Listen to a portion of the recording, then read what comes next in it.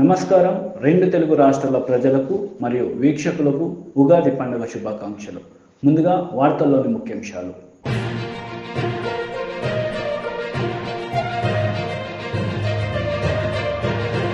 ప్రజలకు ఉగాది శుభాకాంక్షలు తెలిపిన సీఎం జగన్మోహన్ రెడ్డి.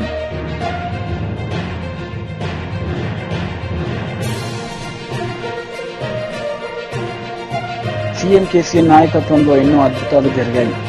కేసీఆర్ని కొనియాడిన ఢిల్లీ సీఎం అరవింద్ కేజ్రీవాల్.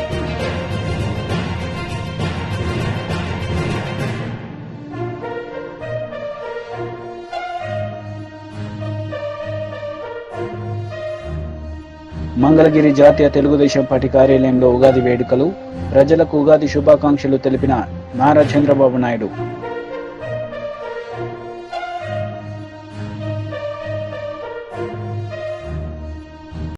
సీఎం కేసీఆర్ నాయకత్వంలో తెలంగాణ ప్రభుత్వం చేపట్టిన కంటి వెలుగు కార్యక్రమాన్ని నీటిపారుదల రంగంలో చేస్తున్న బృహత్తర కృషిని ఢిల్లీ సీఎం अरविंद केजरीवाल प्रशंसिंचारू।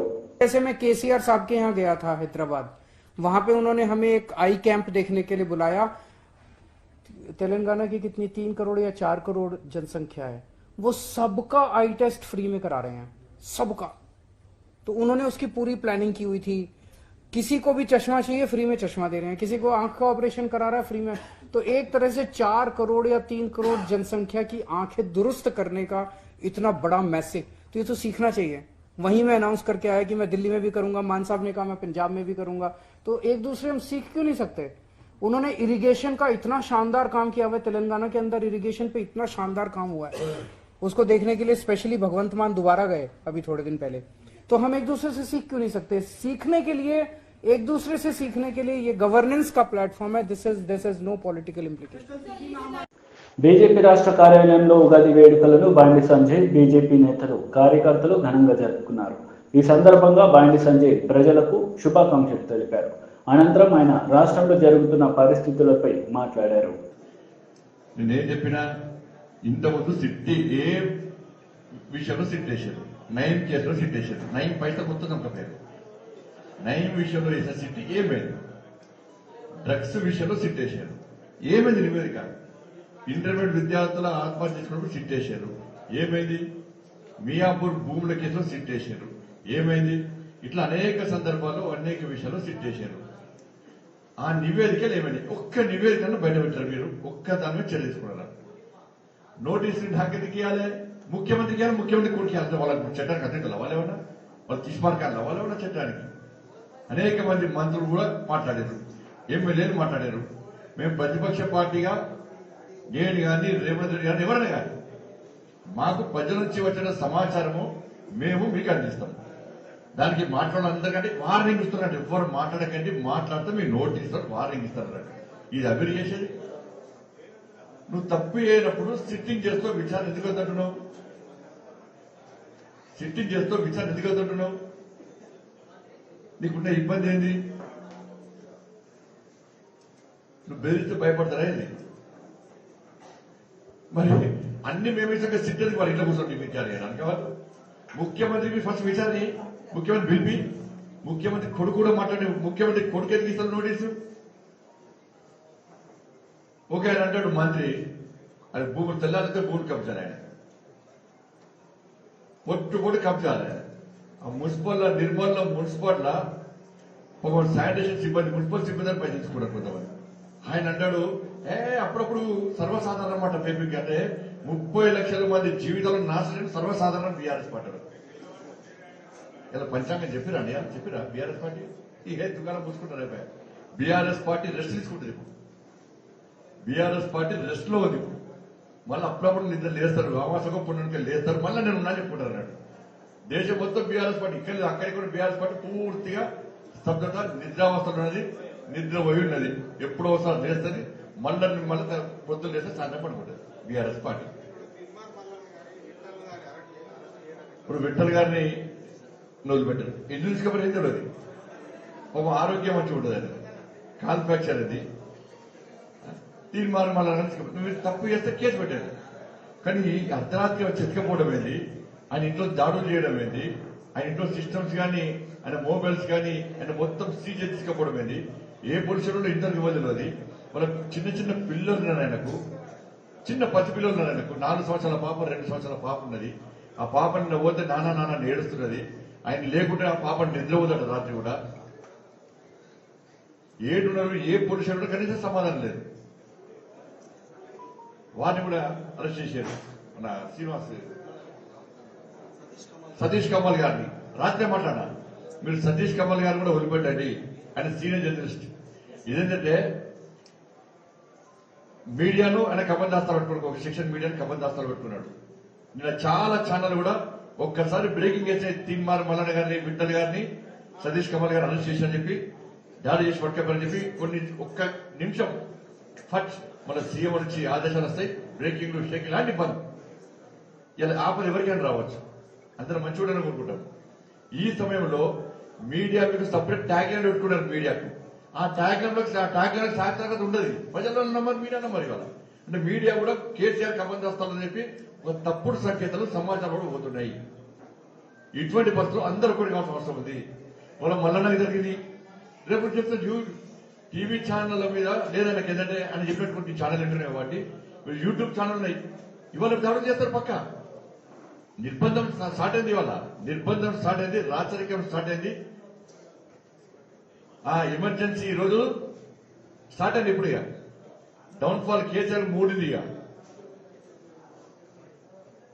ఇక మిగతా ఛానల్ కూడా దాడులు చేస్తారు. గ్యారెంటీ మిగతా ఛానల్ దాడి చేసి మా జోలికి వస్తే నా కుటుంబాన్ని ఇట్లా అంటే మేము ఇట్లా వార్నింగ్ ఇస్తాం, ఇట్లా ఎత్తుకపోతాం, ఇట్లా నాన్ అవైలబుల్ కేసు పెడతాం, అవసరం వస్తే పీడీ యాక్ట్ పెడతామని చెప్పి ఇవాళ హెచ్చరిక జారీ చేయడానికే ఈరోజు తిన్మార్ మల్లన్న గారి ఇంటి మీద దాడి చేయడం, ఆఫీస్ మీద దాడి చేయడం, వాళ్ళ కిడ్నాప్ చేయడం, విఠల్ గారిని ఎత్తుకపోవడం, సతీష్ కమల్ గారిని ఎత్తుకపోవడం, సుదర్శన్ గౌడ్ పాపం ఆయన కొట్టుకుంటూ తీసుకుపోతున్నాడు, గుంజుకుంటూ తీసుకుపోతున్నాడు. ఆయన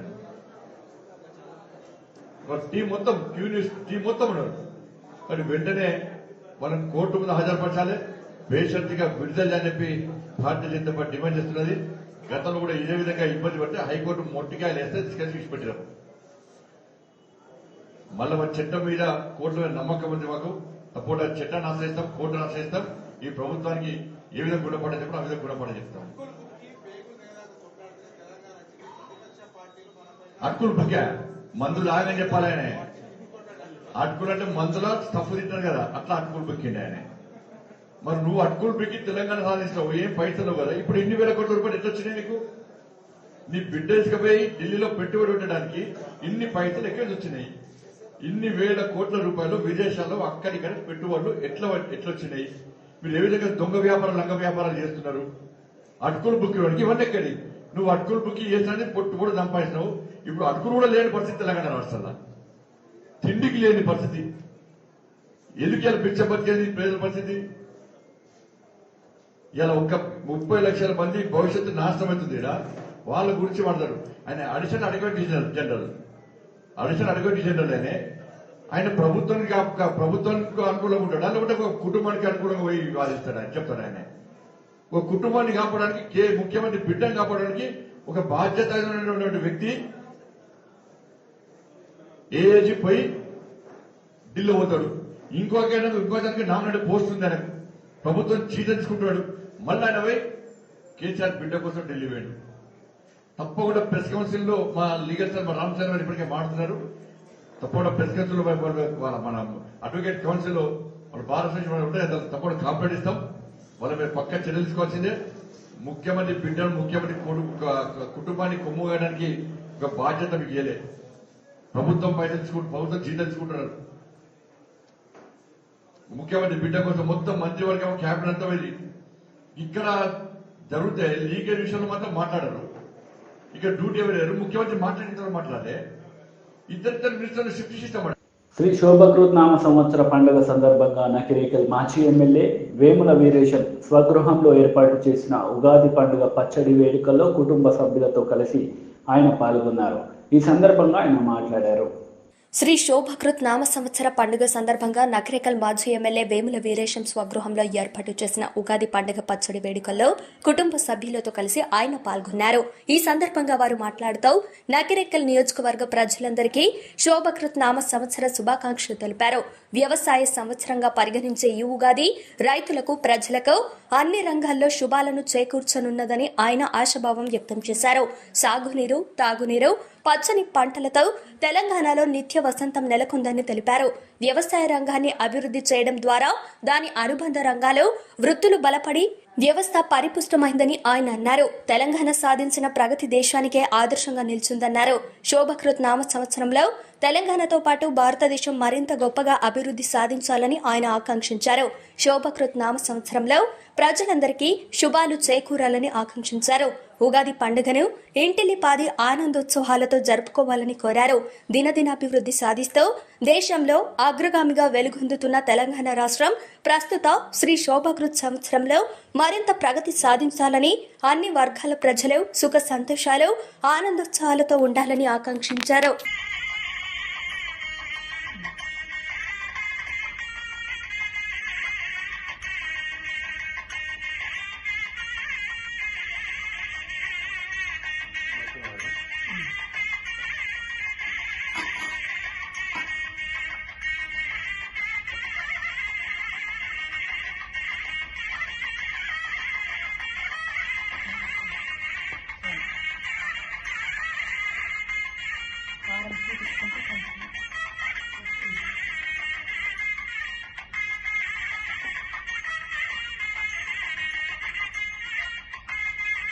కబ్బోర్డ్లో లోతుగా ఉన్న గంట ఉంటుంది కబ్బోర్డ్లో అసలు చూసారు కదా మామూలు దగ్గర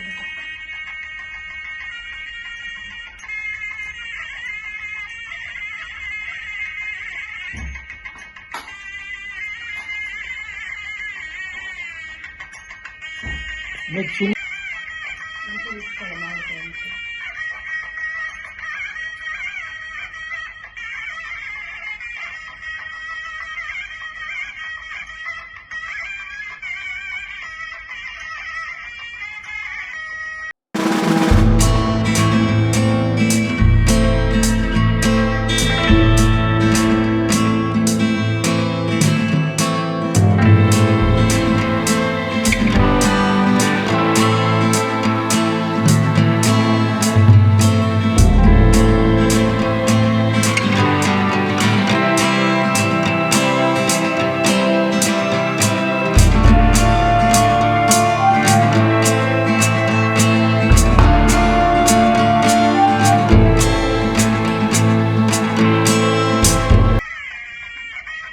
శ్రీరామనవమి సందర్భంగా ఈ నెల 30న భద్రాచలంలో జరిగే శ్రీ సీతారాముల కళ్యాణ మహోత్సవంలో పాల్గొనాలని కోరుతూ ముఖ్యమంత్రి కేసీఆర్ దంపతులకు ఈరోజు ప్రగతి భవన్లో కలిసి ఆహ్వాన పత్రికలను అందజేశారు దేవాదాయ శాఖ మంత్రి ఇంద్రకరణ్ రెడ్డి.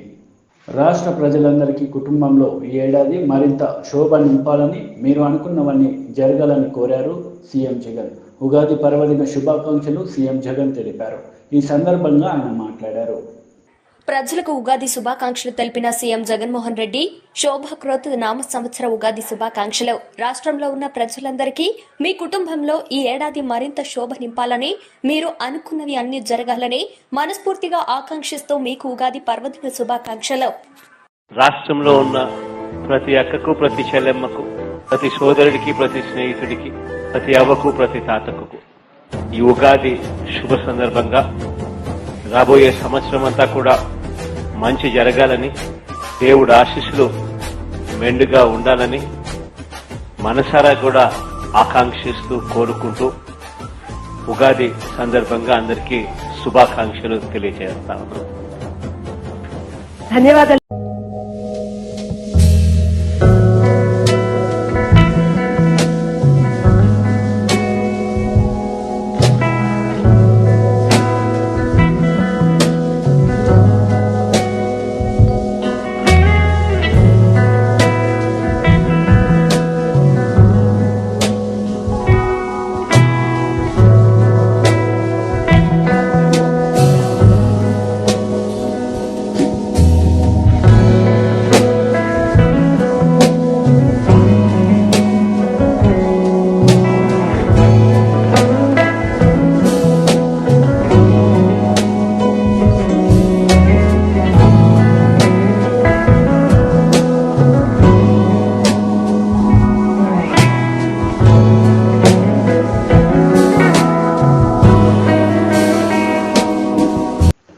మంగళగిరి జాతీయ తెలుగుదేశం పార్టీ కార్యాలయంలో ఉగాది వేడుకలు ఘనంగా జరుపుకున్నారు. పంచాంగ శ్రావణం ఘనంగా నిర్వహించారు. ఈ సందర్భంగా తెలుగుదేశం పార్టీ అధ్యక్షులు నారా చంద్రబాబు నాయుడు ప్రజలకు శుభాకాంక్షలు తెలిపారు. అమరావతి టీడీపీ కేంద్ర కార్యాలయంలో ఉగాది వేడుకలు, పంచాంగ శ్రవణం. ఉగాది వేడుకల్లో పాల్గొన్న టీడీపీ అధినేత చంద్రబాబు, పార్టీ నేతలు పార్టీ కార్యాలయంలో చంద్రబాబు ప్రత్యేక పూజలు నిర్వహించి ప్రజలకు మరియు ప్రజా ప్రతినిధులు ఉగాది శుభాకాంక్షలు మరియు ఆయురారోగ్యాలతో సుఖ సంతోషాలతో ఉండాలని తెలిపారు. అందరికీ ఉగాది శుభాకాంక్షలు. తెలుగు వారందరూ కూడా ఈ రెండు రాష్ట్రాల్లోనే కాకుండా ప్రపంచంలో ఎక్కడున్నా జరుపుకునే పండుగ ఉగాది. ఇది మనకు నూతన సంవత్సరం ప్రారంభం. ఇంగ్లీష్ తేదీ ప్రకారం జనవరి 1 ప్రారంభమైన తెలుగు వారికి మాత్రం నూతన సంవత్సరం ఉగాదితోనే ప్రారంభమవుతుంది. ఈ సందర్భంగా మీకు అందరికీ ఉగాది శుభాకాంక్షలు తెలియజేసుకుంటూ, మీకే కాకుండా ఆంధ్రప్రదేశ్ రాష్ట్రంలో ఉండే తెలుగు వారికి, తెలంగాణలో ఉండే తెలుగు వారికి, భారతదేశంలో ప్రపంచంలో ఉండే తెలుగు వారందరూ కూడా ఉగాది శుభాకాంక్షలు తెలియజేసుకుంటున్నాను. దివ్యాంగుల సమస్యలపై సీఎం జగన్మోహన్ రెడ్డి తక్షణమే స్పందించాలని దివ్యాంగులు కోరారు. ఈ సందర్భంగా వారు మీడియా ముఖంగా వారి ఆవేదన వ్యక్తపరిచారు. దివ్యాంగుల సమస్యలపై సీఎం జగన్మోహన్ రెడ్డి తక్షణమే స్పందించాలి. రాష్ట్రంలో లక్షలాది మంది దివ్యాంగుల సమస్యలను వైసీపీ సర్కార్ పట్టించుకోవడం లేదు. పెన్షన్లు లేవు, వికలాంగుల వాహనాలు ఇవ్వడం లేదు. ఎన్నిసార్లు సమస్యలు విన్నవించినా పట్టించుకునే నాథుడే లేడు. దివ్యాంగుల సమస్యలపై వైఎస్ జగన్మోహన్ రెడ్డి తక్షణమే స్పందించాలి. అర్హులైన వారికి రావాల్సిన ప్రయోజనాలను అందించాలి. నమస్కారం అండి. నా పేరు సూర్యదేవరి వినేష్ అండి. ఆంధ్రప్రదేశ్ లో ఉన్న పెన్షన్స్, హ్యాండిక్యాప్ వాళ్ళకి ఉన్న పెన్షన్స్ తీసేస్తున్నారండి. ప్లస్ స్కూటీలు కూడా 3 years నుంచి ఇవ్వట్లేదు. దాదాపు 6 lakhs పీపుల్స్ ఇబ్బంది పడుతున్నారు. వాటికి సంబంధించి pensions, handicap ID cards, bus పాసులు, ట్రైన్ పాసులు సకాలంలో ఇవ్వాలని కోరుకుంటున్నాను. అస్సలు పట్టించుకోవట్లేదు సార్. నా వాట్సాప్ లో హ్యాండిక్యాప్ గ్రూప్స్ ఎక్కువ ఉంటాయి సార్. వినేష్ దివ్యాంగుల కష్టాలన్నీ చెప్తా ఉన్నారు. దగ్గర 6 లక్షల మంది పైగా, అవును సార్, 10 lakhs పీపుల్ ఉన్నారు సార్. ఇది మొత్తం సుమారు ఆంధ్ర రాష్ట్రంలో తనకున్న గ్రూపులు, పరిచయాలు అన్నీ కూడా 10 లక్షల మంది వరకు ఇబ్బందులు పడేవాళ్ళు ఉన్నారు. ఇవాళ గతంలో ఇచ్చే స్కూటీలు కానీ, దివ్యాంగులకి ఇచ్చే పరికరాలు కానీ, వాళ్ళకి ఇచ్చే పెన్షన్లు కానీ, అన్నిటిలో కూడా ప్రభుత్వం నిర్లక్ష్యం వహిస్తూ ఉంది. బస్ పాసుల విషయంలో కానీ ఎక్కడా కూడా స్పష్టంగా వీళ్ళ గురించి కార్యక్రమాలు చేయటం కానీ, వీళ్ళని ప్రోత్సహించటం కానీ, వీళ్ళకి అండగా ఉండడం ధైర్యం ఇస్తా ప్రభుత్వం మాట్లాడటం కానీ, అసలు ఆ మంత్రి అనేవాడు ఉన్నాడో లేడో కూడా తెలియదు. అసలు 3 years నుంచి చాలా ఇబ్బంది పడుతున్నాము సార్. నేనే ఇది సపరేట్ గా కొనుక్కున్నాను. ఈ 3 సంవత్సరాల్లో చాలా నిర్లక్ష్యంగా ప్రభుత్వం వ్యవహరిస్తూ ఉంది దివ్యాంగుల పట్ల. ఒక సామాన్యుడు వచ్చి వాళ్ళ కష్టాలు చెప్పుకుంటా ఉన్నాడు. అందరి తరఫున వాళ్ళ బాధలు చెప్తా ఉన్నాడు. ప్రభుత్వం కళ్ళు తెరవాలి, సాయం చేయాలని డిమాండ్ చేస్తున్నాను.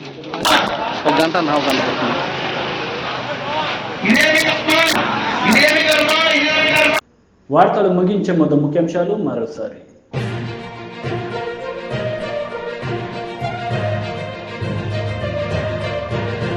ప్రజలకు ఉగాది శుభాకాంక్షలు తెలిపిన సీఎం జగన్మోహన్ రెడ్డి.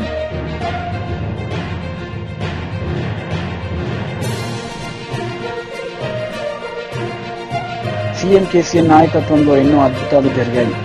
కేసీఆర్ ని కొనియాడిన ఢిల్లీ సీఎం అరవింద్ కేజ్రీవాల్.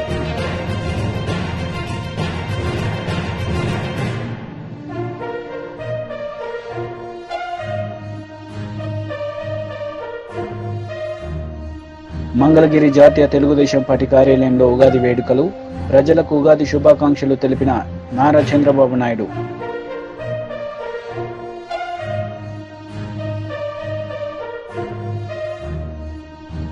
ఈ వార్తలు ఇంతటితో సమాప్తం. తిరిగి ప్రసారమయ్యే వార్తల్లో మళ్ళీ కలుద్దాం. అంతవరకు సెలవు. నమస్తే.